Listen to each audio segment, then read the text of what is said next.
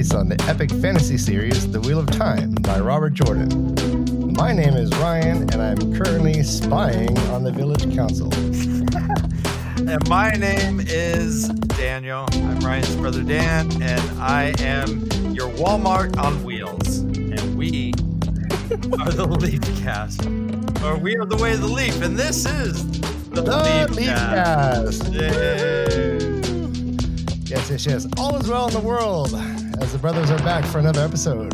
But what is the LeafCast? What do we do here? We do spoiler-free recaps and discussions led by my brother Dan. We do ad reads and listener feedback. We top it off by opening the tavern doors with a freeform discussion of all things Wheel of Time. And starting today, though, we have a brand new segment we're calling the First Time Reader Chat. We will include first-time readers into the spoiler-free discussion with a first-time reader.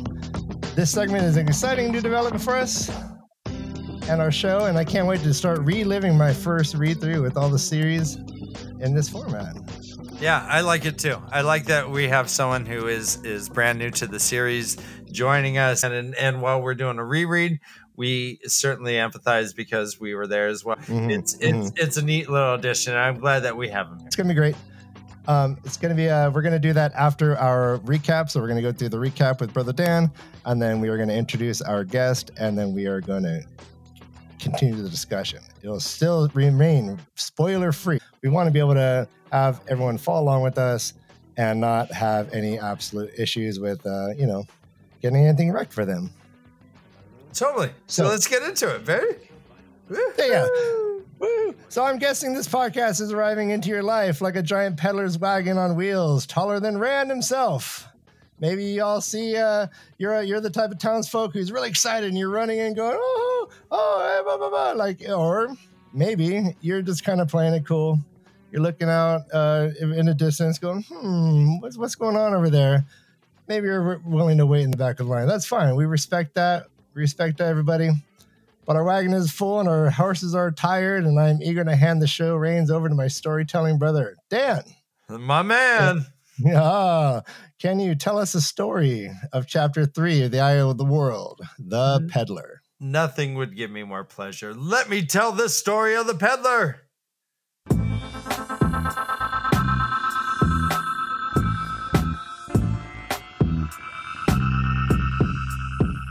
Recap. All right. So I'm sure that we hear this man before we see him, because there are pots and pans and cups and all kinds of things tied to his wagon. But as he comes over the wagon bridge, there are people just coming from everywhere to come see the peddler. He's coming in with 8 horses. He's got a wagon that's taller than Rand's head, all heads. In general, yeah, I don't think I've ever seen a wagon this tall. And when the peddler comes, it is a celebration. He normally doesn't come in bell time. We hear when they're talking to Perrin, it's like bell time and a peddler. Oh my gosh. And they're like, bro, you don't even know the half of it. Everyone's just, so here's the thing about a peddler. He comes in, a crowd gathers, and apparently they just start yelling for what they want. They're like, needles, pins, books. Yeah. It's an unruly mob. It is an unruly mob. And we meet the peddler. His name is Paddin Fane. Paddin Fane is, he comes all the time. He comes once a year. And there's other peddlers that come as well. They're not as good as storytellers as Paddin Fane. The village council storm out of the inn, and everyone kind of begrudgingly makes way for them to kind of come through. And Paddin Fane's just like, yeah, hey, he's waving to people. He's friendly, but in a distant manner. He seems to he points at people. He gives people like the finger guns. He's all, hey, buddy, hey. And he's like, but you know, and everyone's kind of impatient as everyone's impatient, but he's kind of making a show of just Oh man, yeah, okay, let me tie this knot. Hey, Pat Fane, needles, pins. I see you, buddy. Hey. And then he just kind of keeps over. Hey, Pat Fane, I need a book. And then he goes back. And so Pat Fane is kind of building the suspense because his stories rival that of a gleeman. And we learn that not only does the peddler bring pins and needles and everything sharp, apparently, and also books and pots and pans, he brings news from outside of the two rivers, and we don't really get that much. We see that his friend Perrin Albira, who is, we're guessing, about 6'3", 260, shoulders for days, really biceps that you could camp in, a little foothill. He's a huge dude, but he seems like a gentle guy. He's careful not to bump into people, and he consciously makes his way, issuing apologies even though people don't care. They're just yelling, pins, needles, bugs, pots. And would you say that Perrin has popcorn muscles? No, I would say that these are very functional muscles. Popcorn muscles are just for show, but aren't functional. I gotcha. Like those big traps that people have, like right over their neck there. It looks like Jiffy Pop. It looks like they cooked some Jiffy Pop. I've been working on that's mine. not that functional so much. Brother Dan, I've been working on mine, but I literally cannot reach them, and it's rough. Every time I try to look at your trap, I get distracted by that sweet mustache, and I never get below your chin. It's great. It's okay. So Perrin comes up. Perrin's like, holy cow, can you imagine a peddler and Beltane? Payne gives him a searching look, and then he says this. With a loud harumph, Fane tugged at his heavy cloak. No, not later, the peddler declaimed, once more throwing up a hand grandly.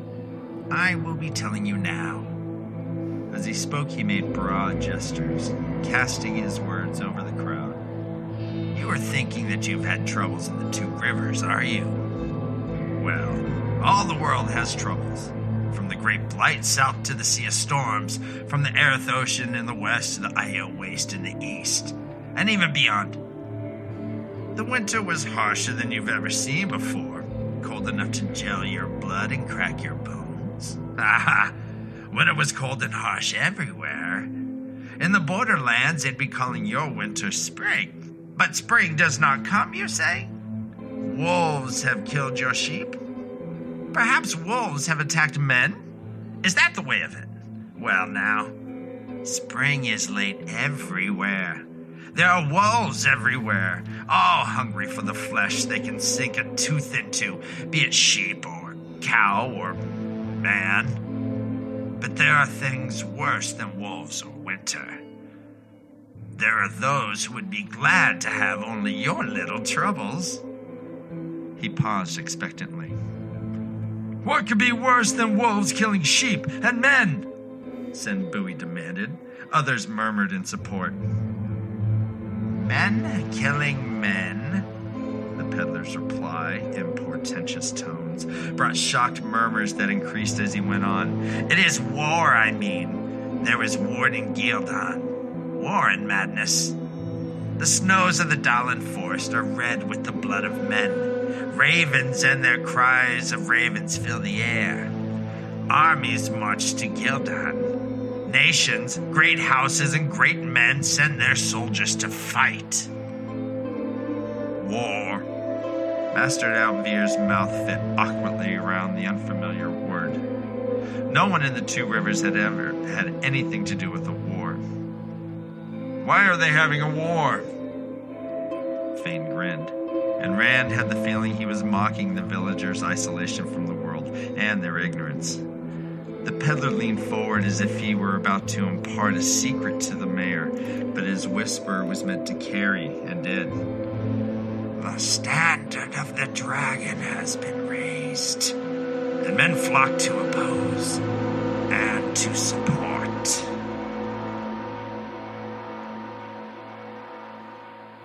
And so we hear that Padden Fane, right off the bat, is bringing some pretty grim news. There is war in Ghealdan. And when you look at the map right at the beginning of the book, Ghealdan's not that far away from the two rivers. And he says that the standard of the dragon has been raised, which is bringing people to either oppose or support. And the townspeople kind of go nutso over this. They're like, oh, the dragon, he'll make your worst nightmares feel like your fondest dreams. Oh, Master Luhan's like, he didn't say it was the dragon. It's a false dragon, I'm sure. And Senbui's like, hold on. He didn't say it was a false dragon, did he? Everyone's just like, knock it off. Shut up. And Sen will not. They really do just tell each other, shut up. It's pretty abrupt. When I was first read, I was like, what? What? I'm imagining this as being pretty cacophonous. And the village Tam starts leaning in to try and like whisper about things and all this stuff. And then it goes on with this next quote. And here it goes. Sen looked around defiantly, trying to stare down the glowers, and raised his voice. I didn't hear Fane say this was a false dragon, did you? Use your eyes. Where are the crops that should be knee-high or better? Why is it still winter when spring should be here a month? There were angry shouts for Sen to hold his tongue. I will not be silenced. I've no liking for this talk either, but I won't hide my head under a basket till a Terran ferryman comes to cut my throat. And I won't dangle on Fane's pleasure, not this time. Speak it out, plain Peddler. What have you heard, eh? Is this man a false dragon? If Fane was perturbed by the news he brought or was upset he had caused, he gave no sign of it. He merely shrugged and laid a skinny finger alongside his nose. As to that, now, who can say until it is over and done? He paused with one of his secretive grins, running his eyes over the crowd as if imagining how they would react and finding it funny. I do know, he said too casually, that he can wield the one power. The others couldn't, but he can channel. The ground opens beneath his enemy's feet, and strong walls crumble at his shout. Lightning comes when he calls and strikes where he points. That I've heard, and from men I believe. A stunned silence fell. Rand looked at his friends. Perrin seemed to be seeing things he did not like, but Matt still looked excited. Tam, his face only a little less composed than usual, drew the mayor close, but before he could speak, Ewan Fingar burst out. They'll go mad and die. In the stories, men who channel the power always go mad, and they waste away and die. Only women can touch it. Doesn't he know that? According to Padden Fane, that this dragon can channel, and he's heard it from people that he trusts. Ewan Fingar rightly lets us know that this is a dangerous situation. He'll go mad and die. Again, Ewan is right. Just want to point that out. Again. Well, unfortunately, I can't find one example. Oh, go ahead. Is he wrong once? Not that I can remember. I everything that he says is pretty true. He's just a fact. He just brings like fact from one person to another. It's great. He does a good job. Well, and the response to this diligent investigative reporting and history is that Sambui tries to hit him and he has to duck away. This is the second time that Ewan Fingar has had the threat of violence because he brought knowledge and information. He's empowering these people with what he says, and yet he is constantly ducking or having people intimidatingly saying, "Why I oughta," and I think we agree that this is uncalled for. Sen's like, no, you know what kind of women they're talking about when you have a man who can channel, and I'm not going to be silent. I'm not going to be quiet. I will not be silenced. We're talking about Aes Sedai, and we don't want any of that. We don't want false dragons. We don't want anything else. And the people themselves start kind of flipping out. We hear that this is the third false dragon in 5 years, which apparently is notable. And there was a war in Ilion, based on the crowd's comments here, that was a result of someone naming themselves a dragon. So we should be clear that naming yourself raising the standard of the dragon is a big deal, and there are especially if someone can channel, well, then there's special consideration that has to go into that. Tam Althor again. Tam Althor. He's the wisest man on earth. He gives like the I've never heard or smelled anything that couldn't be talked about. I mean, it's enlightened, but he does basically whisper in a Brand's ear and say, "Let's take this inside," and basically does the opposite. So he says, "Hey, there's no conversation we can't have, but let's have this conversation away from everybody else." Well, I mean, because we can't have it right here. So the village council takes him in. The crowd is rather irate. Rand sits on kind of a stone, thinking about all this stuff. Everyone is kind of trying to process this news. Bran Alvear couldn't even say the word war was awkward to him. I mean, he was fine saying Ghealdan. War is just one syllable, 3 letters. We can all say war, but he hadn't said it in so long. I guess it was just like war. Matt's like, the dragon will be reborn when mankind needs him most. Rand is like, Aes Sedai, you don't trust them. They caused the breaking. I mean, the dragon started it, but the Aes Sedai did the breaking. And Perrin's like, hey, what's with this Coughlin talk? Why? hey, come on. And Matt's like, well, Billy Conger said he named the Dark One once, and that was right before his family all got yellow eye. I don't know what yellow eye fever is, but it seems very gross. It's probably some kind of jaundice kidney thing. Jaundice, yeah, I was thinking jaundice. They also got cutworm all in their field. So, would you imagine that's like a bug or something? Oh yeah, I'm sure it is, but just because, well, I mean, I'm sure it is. I mean, I'm sure it is. It is. No, how are you sure it's a bug? I mean, they named things all crazy in that. They call things wormroot. Is a wormroot a worm? No. So don't be like, oh, I'm sure it's a bug. Anyways, go okay. On. No. If you have something called a cut, hold on. If you're a farmer and you have something called a cutworm, I'm pretty confident that this thing cuts.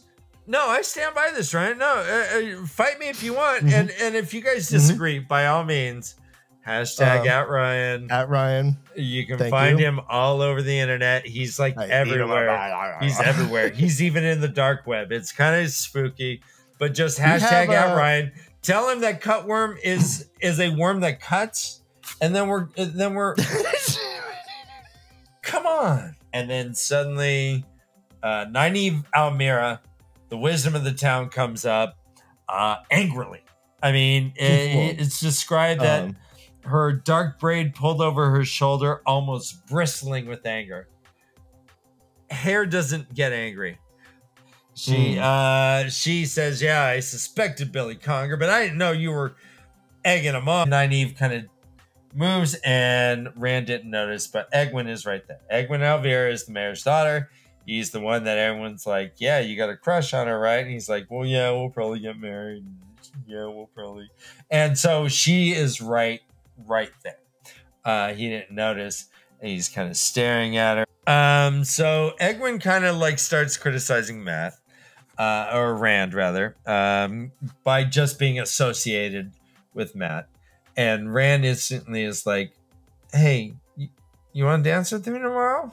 And she's like, maybe in the afternoon, because in the morning I got some dancing around a pole to do. And she whips off her thing, and she has a braid, and Rand's just like, what?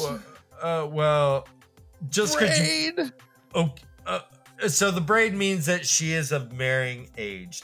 As soon as she whips off her hair and has this braid, Rand's like, well, just because you can, you shouldn't get married right away. And she's like, well, yeah, of course, dummy. What do you think? Just because I have a braid, I'm going to get married? By the way, wisdoms don't get married like ever. And she's 18, Rand's 20. The indoors get thrown open, and a shaggy white-haired man came hurrying out as if he was being pursued. And that is how chapter 3, The Peddler, ends on page 61. Excellent recap. Thank you, Ryan.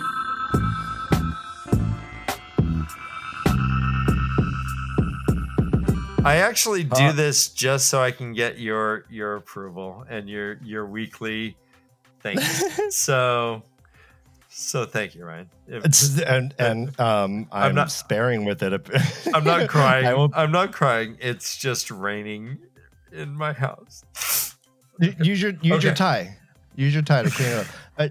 So I will be more effusive with praise if that is the case, my friend. So my gosh darn it, everybody, it is time. We are very excited to bring up our brand new segment. This is our segment we're going to call First Time Reader Chat. We have a first-time reader who has been on deck waiting. He's listened to the entire recap, and we are going to remain spoiler-free throughout this next segment. So keep that in mind. And here it is. There we go.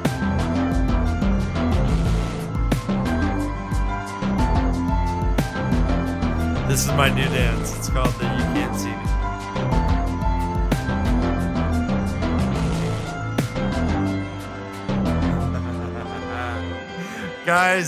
Guys, I share Ryan's enthusiasm because this is a really cool thing that we have going on. He has known Ryan for about 20 years. They were in a band together and is in a project now that's called It Looks Like a Black Hole. That's all one word, all lowercase letters. It looks like a black hole. Their last album is called Ghosts in Your Blood. So this is a really wonderful musician, a really good friend, and a first-time reader. Guys, let's welcome Todd Coleman. Yay! Oh, were you just reading the one? Hey. Do we interrupt you, buddy? Well, hello. I didn't mean to interrupt you there, buddy. It's a pleasure to be here, gentlemen. Hi, Todd. Well, hello, Brother Dan. Hello, Todd. Brother Ryan. This is our first installment of our new segment. Todd, you've been following along. You agreed to start reading the book once I kind of announced we're doing this project. Am I correct? Yes, you are. Awesome. You are totally correct. All right, so we're just going to try and lay the foundation for what this is and who you are real quick, and then we're just going to start chatting.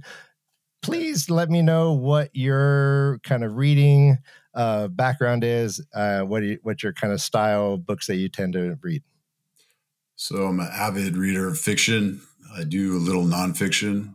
I'm very into fantasy and sci-fi. Really enjoy, the classic, Tolkien, Lord of the Rings, Game of Thrones. I've been into Frank Herbert, the Dune Chronicles, Arthur C. Clarke. Okay. Well, no.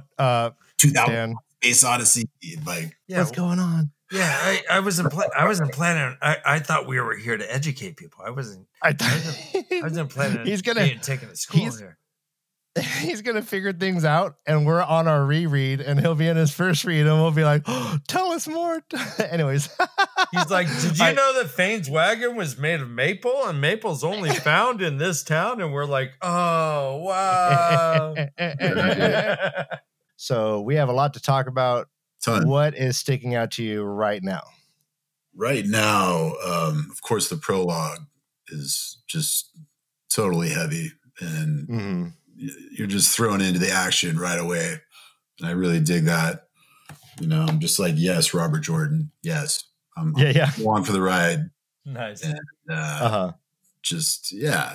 I'm blown away. And I'm really eager to just find out what it all means and what the eye of the world is. And which is any predictions? What do you think? Well, right it's now, a great question. What are you right thinking? now? Your guess. Eye of the world. Right now, okay. The eye of the world is it's very ominous, actually.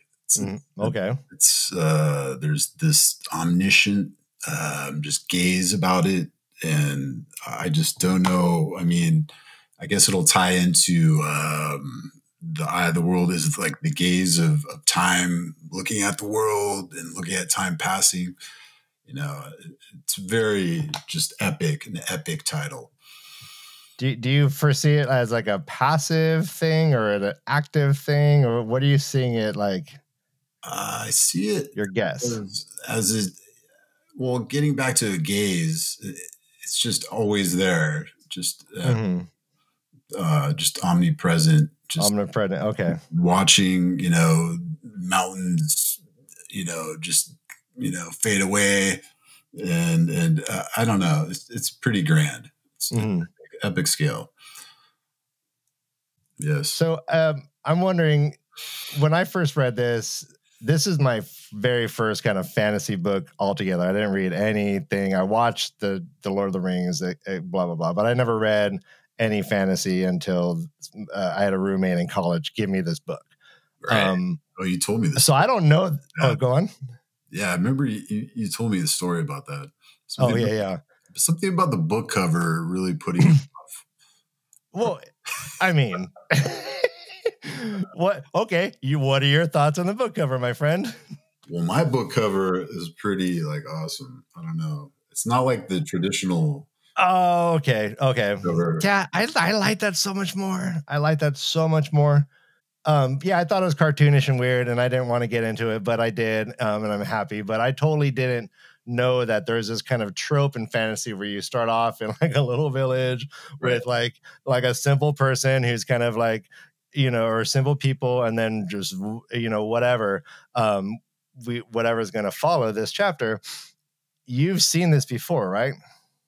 Yes. This kind of motif. Yes, I've read in just everything. Of course, Lord of the Rings. With the Shire. And you meet all of the Shire folk, and you just get into it, and some wizard shows up. His name Gandalf, and all the tropes are there, and that's great. I really eat all that stuff up. Right, there's so much minutia that goes on within like the Shire. There's all these within the hobbits themselves. There's all these interpersonal little relationships. I really dig that, I dig the eye of the world and how it's kind of taken a different route to that. I think, where it's not like giving you the end game really, because like in the Lord of the Rings, you had the Ring of Power that had to be destroyed. Oh, that's laid out. Okay. And you're like, okay, yeah. So you see like the end game, like, okay, they're going to destroy the ring and lots of things are going to go down. And it's going to be terrible. Oh my gosh. I'm sorry, guys. Spoiler for Lord of the Rings. I know. Just put it out there. Shoot, we should have spoiler. If you have not read, how old is that? A 40, 50-year-old book? If you've not read the Lord of the Rings, we just... Well, while we're at it, Darth Vader is actually All Let's right. just go through all of them. Just go through all of them. Yeah. We'll spoil Just ruin everything that we can think of. Turner and Hooch. Hooch dies. That's the randomest reference. Yeah. Turner and Hooch. Hooch dies. Hey, don't why? Hey, Tom Hanks. I think is Hooch funny. died 25 years ago, but that's cool. Hooch dies. What's funny about that is that's what Dan did to me. We had cable. I guess it was on. Dan goes, "Hey, have you seen Turner and Hooch?" And I go, "No, don't tell me." And he goes, "Hooch dies." Yeah, no, Ryan was like, yeah, I think I'm gonna watch it. And I'm all Hooch dies, and I just walk away. Well, this is older brother, older brother, younger brother dynamics. I'm not proud of it, but I'm a little proud of it. You are a little proud of it. It's fine. You should be. You should be. It's made funny. Us who we are I think today. it's funny. Okay. All right. So back to the story. All right, back. Yeah. So, drag him out. All right. So beyond the prologue, what are you thinking of the Two Rivers? What are you thinking of? We have the story of Rand. We meet some strangers, and we see the Peddler. So what up until chapter 3 now? What is your kind of overall opinion on how the story's going? The Two Rivers and. Yeah, you know, the Two Rivers is it's a very interesting place. You know, it seems like it's kind of it's in a bubble. You know, it doesn't get a lot of the news of the world, and that's really cool. Like just to see like that put together, and I would just really looking forward to see where it goes. Whoa. All right, so what do you think about that? We have a whole entire village of thatch, and then we have one building that happens to have a tile or brick, red tile roof. Red tile roof. All right, it sounds. What do you and then really fishy to me? Like, yeah, I don't because he's the darn mayor, right? He's the mayor, and he has this super nice place. Yeah, it reminds me of somebody. Okay. Wait. We all know. We'll leave it at that. We leave it at that. Just wipe. All right. We should not have a consolidation of power all in one person or one family. We should agree on that, right? I mean, having the mayor be in charge of the entertainment, being in, still owning the inn. I imagine these fireworks are bringing people in from Devon's Watch and Terran Ferry and all that stuff. And where are they going to stay? Mm-hmm. Well, yeah. Where are they going to stay? In a house with thatch? No. All right, and another question: what do you think? You know, talking about the normal house in Edmonds Field. I keep putting a D for some reason. Edmonds. Do you think the Coplands or the Congress homes are just like the hoarder version of Edmonds Field? That remains to be seen, I guess. Oh. No, I don't know. Inquiring minds want to know. I don't know. This is the level we're going to bring it to, Todd. They're the one house that has like corrugated tin, like just storage stuff. Like I meant to go to the dump. I'm going to scrap this. I'm going to get a couple bucks for this. But in the meantime, and all this stuff I'm going to fix up someday. It's still good. And suddenly, suddenly you can't fix your thatch. All right. Thatched hut's a very tricky trade to get into. Thatch hut repair, I think. Well, there's nothing to really stand on up there. Well, I imagine it is an art. Yeah. There is nothing of structure for you to stand on, and so what you're doing, you're like weaving straw and sticks into a cohesive nest per se. That then the storks just come and destroy. Mm-hmm. Mm-hmm. So true. Anyway, so is there anything else you want to talk about with this chapter, the Peddler? Wall modern on wheels. The Matt, so we got Matt, we got Perrin, we got Rand, we got Nynaeve, we got Egwene, we got Tam, we got Bran, we got Sen, we got all the Coggers and all the Coughlins. So what is anything sticking out to you right now?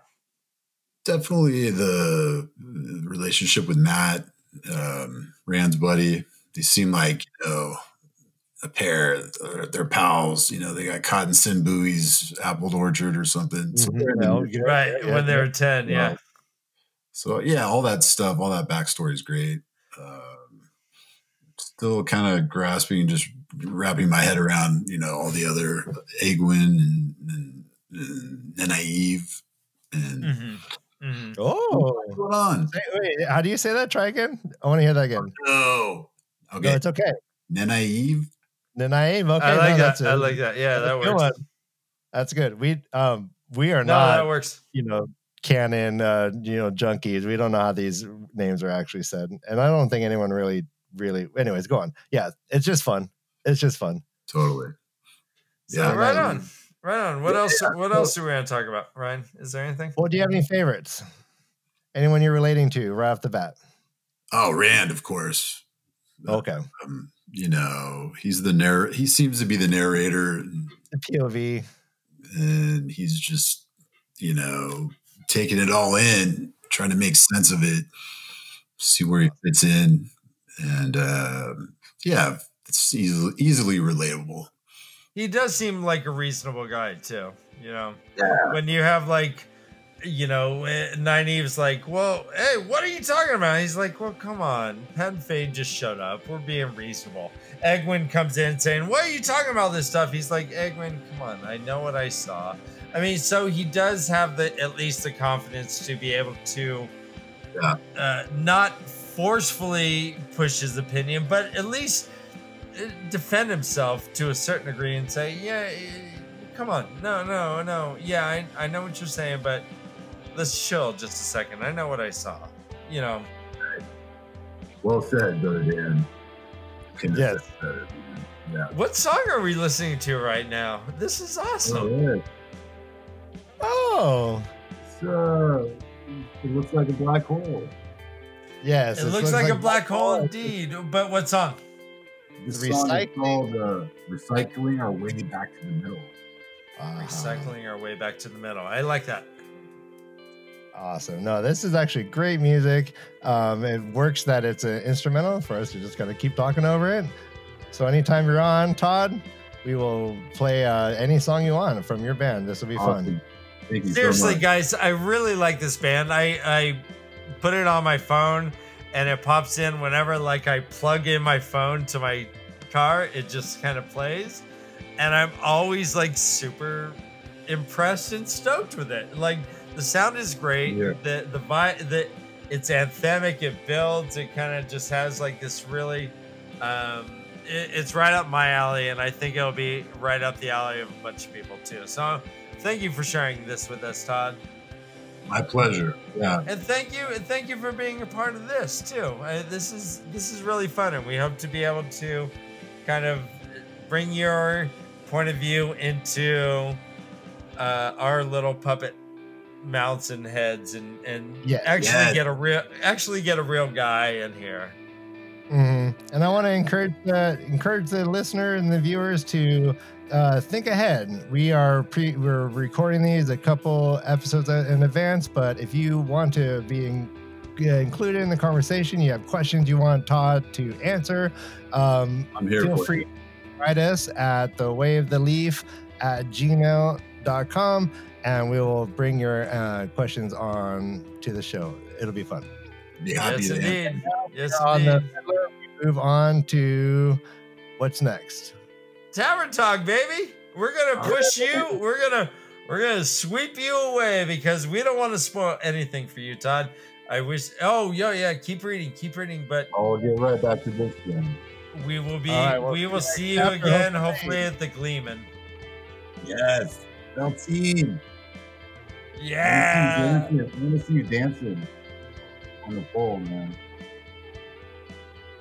Yeah. The Beltine dance. I think they're more like bouncing. No, I think they're just running in a circle.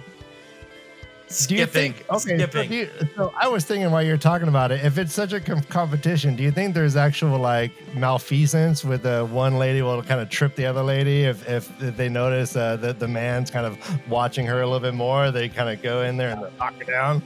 That goes down for sure. You think? I'm thinking it might end up becoming some sort of like blood sport. That would be horrible, but I could certainly see a Coplin or a Conger doing that kind of stuff. Oh, what? Oh, no, I'm just kidding. No, I'm not buying into the propaganda. I could see a Calthin or a Luhan doing some of that stuff, right? Or any side character that we'll meet. Anyway, buddy, that's been super fun. We're excited talking over each other. We're like, Todd, we're very excited. I love you, boys. Awesome job. Buddy. We will do this again soon. Talk to you later. Keep reading, my man. Okay, let's have our ad reads.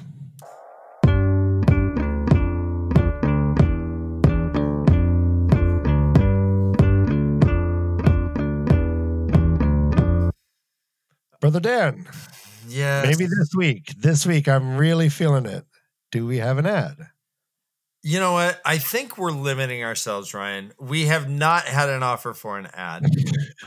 But I'm really just opening up to the Two Rivers, to Camelin, to Bearlawn, to anywhere around where we're reading now. I think that there might be some advertisers just itching to advertise their wares. So hopefully by next week we'll have either we'll have something, hopefully, but no, not today.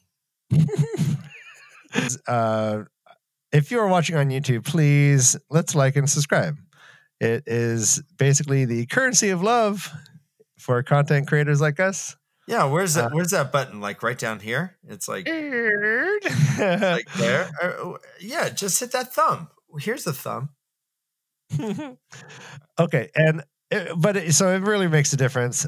Also, if you are listening to this podcast version of the LeafCast, please subscribe, and if you can, write us a review. We will read reviews on the air moving forward. I can't wait. Excellent. We are ending the ad reads.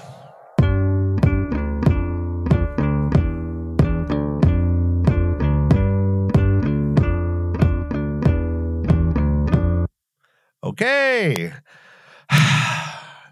Feeling like things are moving along.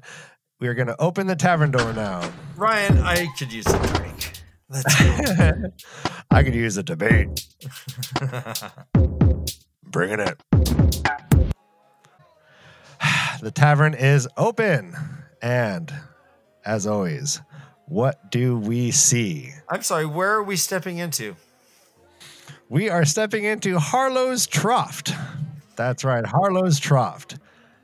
It appears to be an appealing, a place that basically appeals to hunters. There are pelts all over the place, mounted heads of various animals, and the walls are lofty and high, so there's 3 levels of animals.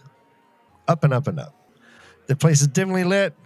The tavern has a large fire pit built in the center of the room, and currently there is a patron sitting alone next to it, taking long pulls on his mug. Patron number 1 is a young man of foreign origin wearing inconspicuous clothing so as not to stand out. You hear the tavern keep Harlow call out, "Sir Ronio, have you come to the music? As always, have you come for it?" And the patrons respond with chuckles. Ronio is seen muttering into his cup. Patron number 2 can be seen approaching a table of newly arrived hunters with a warm greeting and offers to help. Seems as though she's keen to know every trick and shortcut a hunter could use to be successful, and she doesn't hesitate to share this knowledge. As our backs turn, we hear her say, "Dana? Dana who?"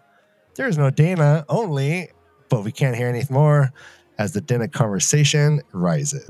Let's get into the books. But what I love is, like, as a literary kind of device, we introduce a plot multiplier. This guy comes in, and then the things he says almost sentence by sentence by sentence just multiplies the magnitude of the book, but we still don't know what the heck, but you knew we're moving beyond this little like place.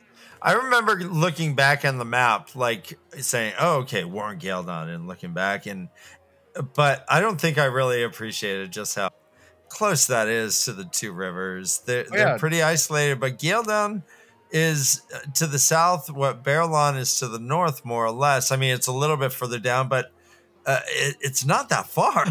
And then also on the personal level, they're talking about Chain. Rand, meets up with his soon-to-be forced betrothed love interest, and she's fully braided up, and she's basically spitting knowledge about about women's rights, and Rand's going, ah!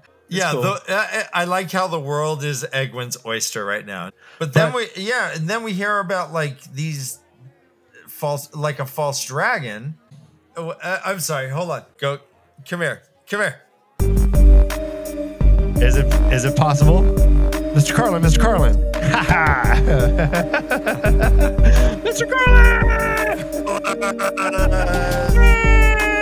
The esteemed podcaster. He is not a historian, but he's a student of history. His famous podcast, Hardcore History, you can find on iTunes, everywhere you want. Mr. Dan Carlin. I would say that you're too kind, but actually you're just kind enough. Thank you, Ryan. I'm sure I missed much of your oeuvre. And that's why I said oeuvre. Ladies and gentlemen, Ryan Puppet. Oeuvre. Busting out some French. All right, so fellas, I came out of my little chore because False Dragons has been something that's been going on since we've had the dragon die, lose their Telma. Yes, Ryan, kick up your feet, please. This is going to take just a quick minute. So, men who declare themselves the Dragon Reborn, but don't fulfill prophecy. And unless you are given proper guidance as far as these prophecies and whatnot, why wouldn't you think that you are an actual Dragon Reborn? So the first false dragon that we hear of is called Rowland Darkspane. Dragon number one. He's dragon number one, yes. Rowland, Darkspane. Darkspane, and that's a self-appointed name, by the way, which is kind of cool. I'm not a fan of that, actually. No, you can't give yourself a nickname. That's a solid rule. Sorry. Well, get used to disappointment, because this happens quite a bit with these false dragons. The first one here is Rowland Darkspane, and he named himself Rowland Darkspane. Go on. He was from Farmatting, and Darkspane was stilled somewhere between 336 and 339. The Aes Sedai would have you think it's 336, but there is, they wanted to be done within a year, but he may have actually been active for up to 5 years.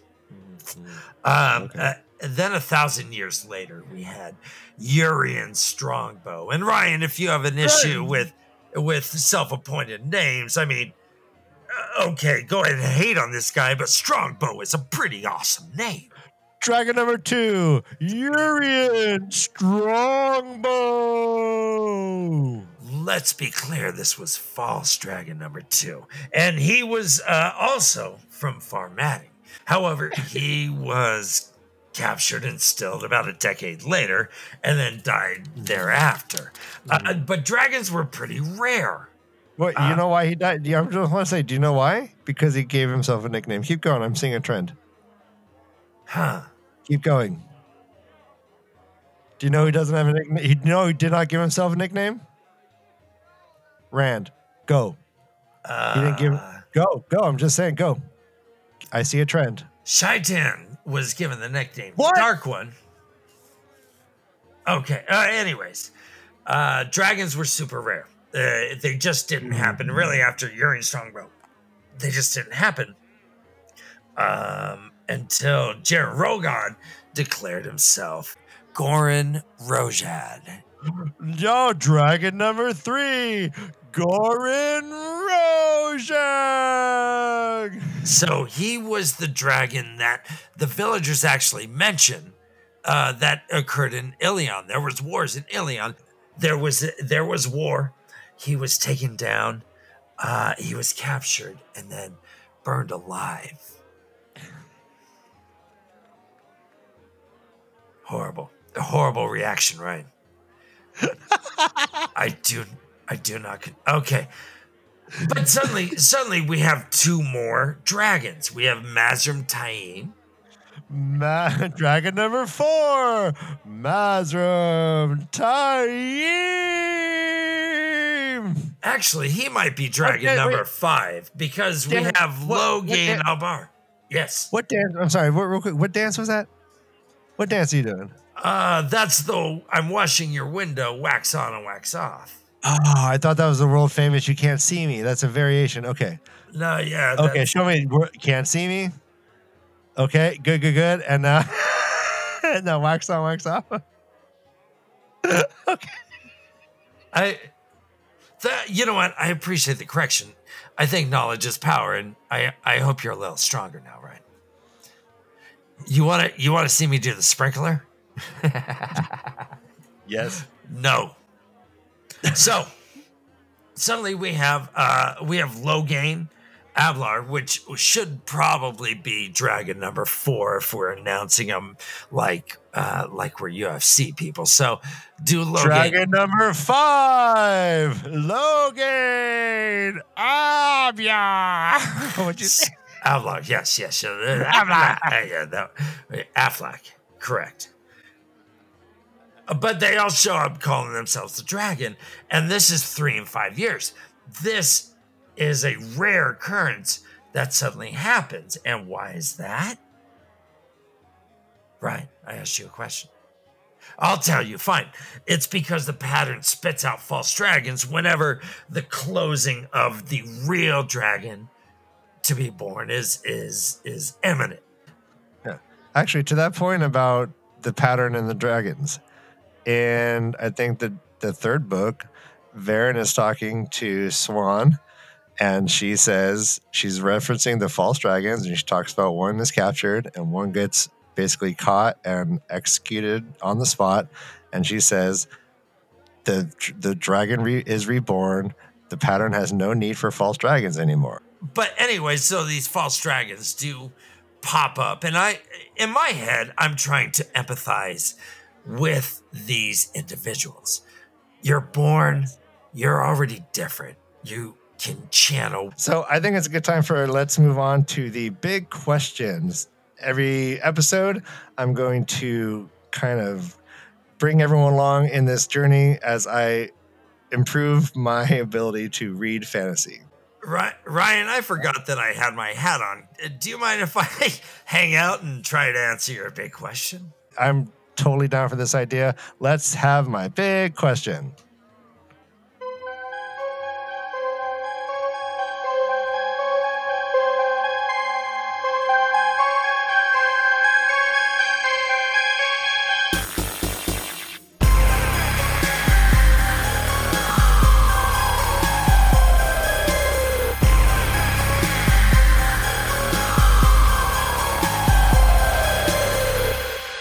Okay. Oh man, that's the best song ever. Okay, for this big question, I'm going to have to kind of take you on a little journey as to lead up to the end result. Follow along. Here, take these reins, Ryan, would you?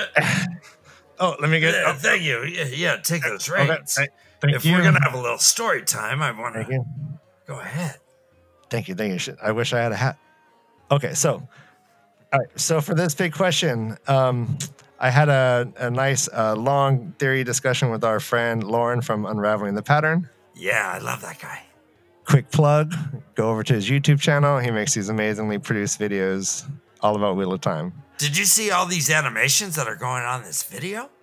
Did you know that Lauren from Unraveling the Pattern did that for us? Did you know? Yeah, well, yes. They may not know. I know. I mean, it boggles the mind, just the generosity of some people. And we couldn't be more proud to be associated with him. Okay. Okay. So in the chat, I basically asked Lauren this question. I was thinking about an episode of The Dusty Wheel. The Dusty Wheel, another amazing Wheel of Time content creator. He does a live call-in show. We recommend it. Go follow him. All right. So, but on his show, he had guests, and they were talking about this. They had this notion that there's a function to the Dark One where characters can call his attention and receive it. And if they are evil and want it, the negative thing, you know, they want it and it's good, and they kind of like level up and it helps them. But if you're kind of a normal person, it brings bad stuff. And I was asking him, because I wanted my big question to be, is it an actual thing that when Billy Conger called the Dark One, bad things happen and it came from the Dark One? And my question was, okay, A, is that a thing?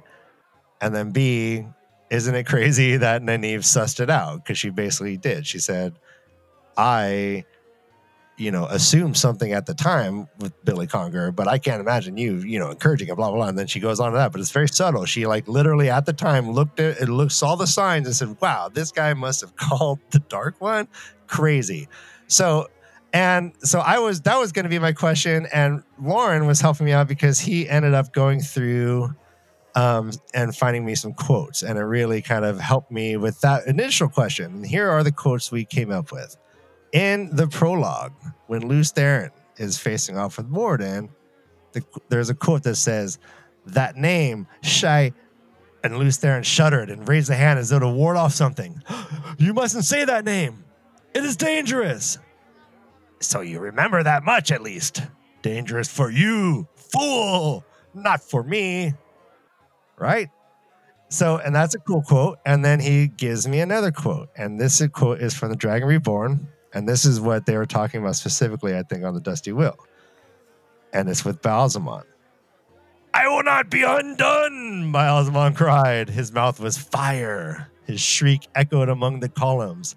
I cannot be defeated. Aid me. Some of the darkness shrouding him drifted into his hands, formed into a ball so black it seemed to soak up even the light of Kalendor. Sudden triumph blazed in the flames of his eyes.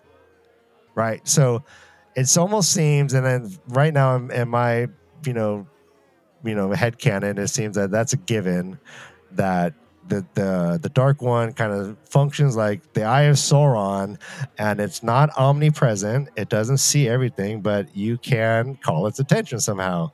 And you might like the results if you're some kind of crazy evil thing, or you might not like the results if you're like Billy Conger and you're getting Dark Worm. Yellow Eye and Cutworms. So that's cool. And here's the lead up. Now here is my current question to piggyback off of all of that. Okay, so if it is true that the Dark One can have his attention called and can kind of give Dark One, stuff, kind of intervene in the Dark One way, is it also true that if you call on the light, you can get some sort of, complementary positive in your life?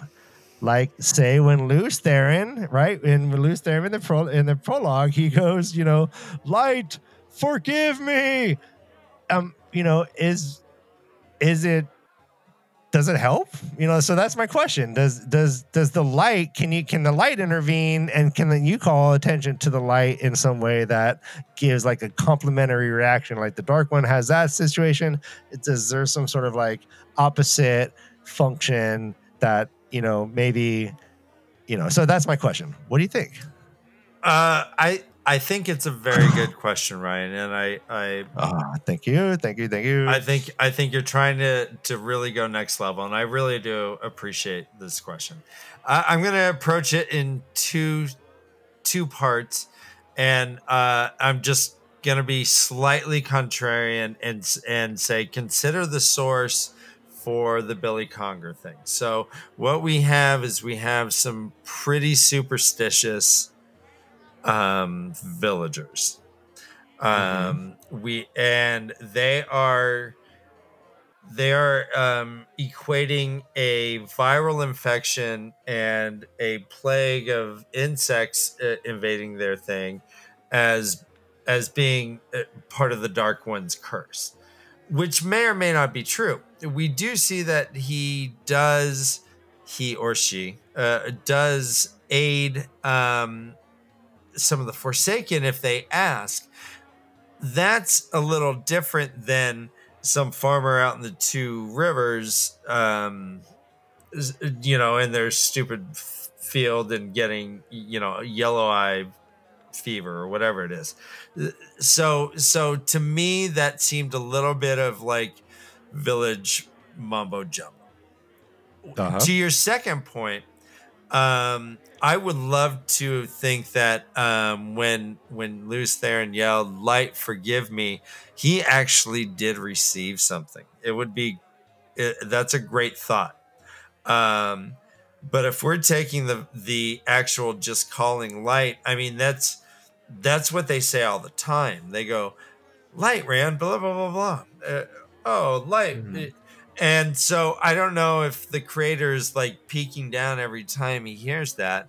And if he is, and if he's granting favors, then the White Cloaks themselves should probably be, they are right then. And every time they say, well, if the light, everything is about the light. And so they would get some boost from the creator. So I'm thinking that no, in general, on a normal basis, a farmer, if he said, well, Shaitan that, suddenly his goat's gonna die or something, it may happen.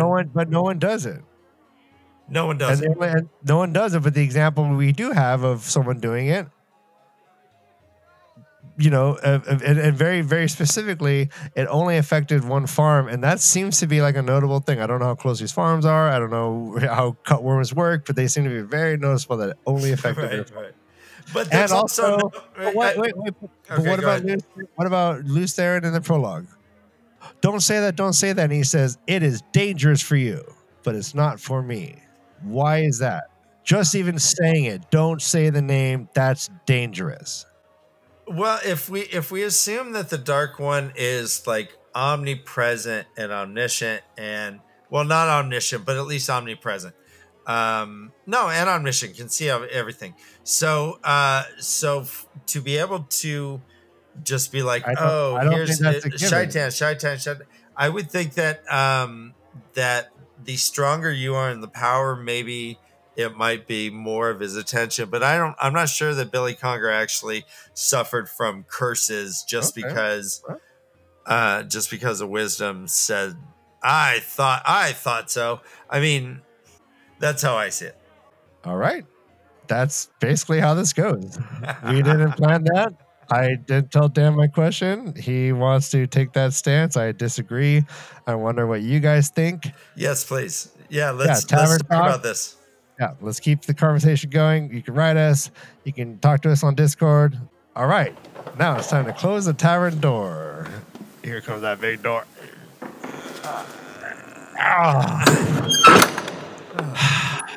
What's the name of this place again? I can't read the sign. Harlow's Trough. Oh, thank you. I'm proud of you. I'm going to get you one time. I'm going to get you and you don't remember. I wasn't looking at the right screen and I had to pull that from my mind. No. All right, so we are ending the session. Here we go. It's been a great one. We got to meet our friend Todd for our first time reader section. Oh my gosh, Ryan, that was so exciting. I love that. Yes.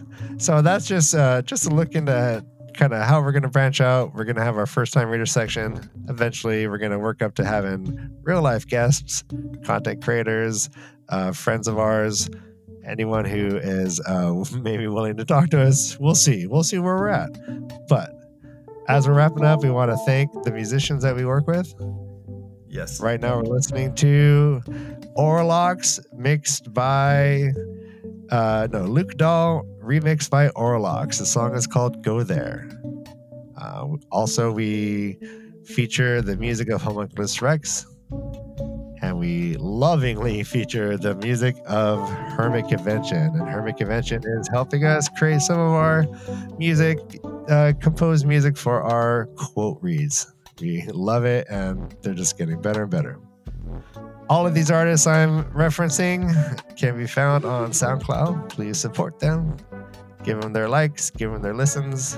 That's how we support our friends. All right, we have socials. We have Facebook at Leaf_cast is our Twitter. What's our Facebook, Dan? Facebook, we don't have a Facebook. Let me get that out of my script. All right. We don't have Facebook. Facebook. All right. So we're on Discord. We're on SoundCloud. And we have our Gmail is the way of the LeafCast at Gmail. Pretty much if you search for the way of the Leaf or the way of the LeafCast, you'll find us. And we are open to interactions. And here's a hint. We're the puppets. So if you're looking around, if there's other LeafCast or the way of the Leaf, if they're not puppets, they're not us. They're not us. And please let us know. We might have to sue. All right. You see that look? I have a puppet lawyer down here. Let me. You see that look? All right, so we got a lot going. We have. I am a puppet lawyer. Hey, what do you need? Do you want to sue? Yes. If there's a human based the LeafCast or the way of the Leaf, we are suing. I have books and books. All right, you're a man of many hats. Oh, we got a lot to look forward to. What's next? We have. Well, next we have the Gleeman, Chapter 4, which is a very cool one as well. We're meeting Tom Maryland.